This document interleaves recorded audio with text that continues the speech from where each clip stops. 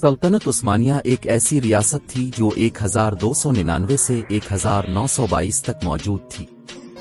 اس کی بنیاد ایک ترک جنگجو عثمان اول نے رکھی تھی، جس نے ترک قبائل کے ایک گروپ کو متحد کیا اور جدید دور کے ترکی میں بوتھینیا کے علاقے میں ایک سلطنت قائم کی۔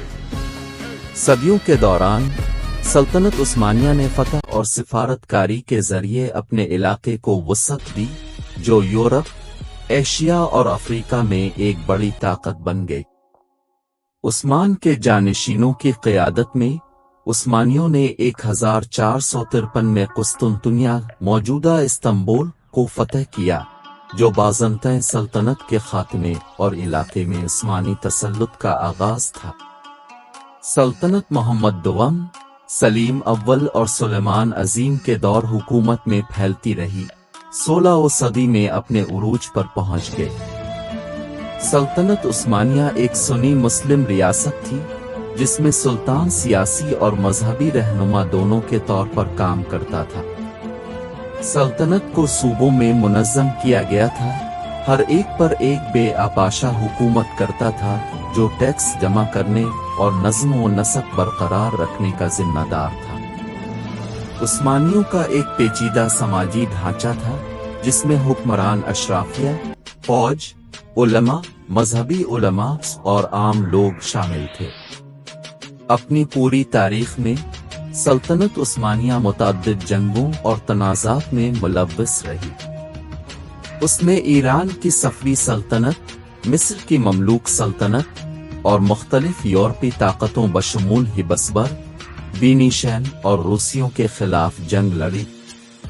عثمانیوں نے مشرق وسطیٰ کی سیاست میں بھی اہم کردار ادا کیا، خاص طور پر پہلی جنگ عظیم کے دوران۔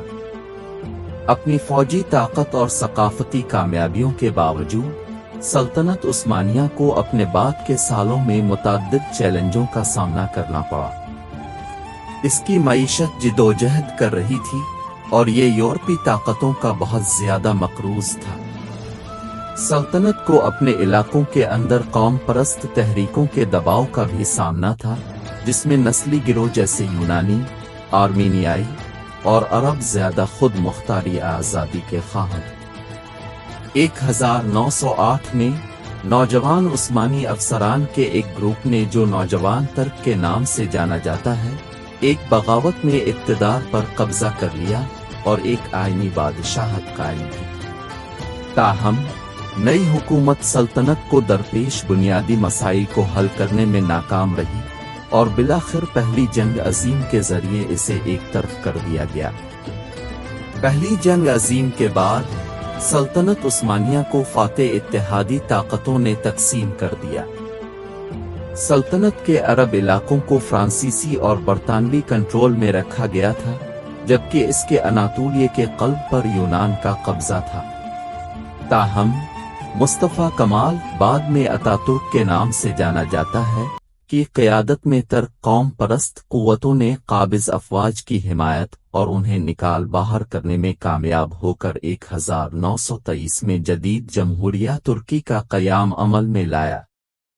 سلطنت عثمانیہ کی میراث آج بھی محسوس کی جاتی ہے، خاص طور پر مشرق وسطیٰ اور جنوب مشرقی یورپ میں۔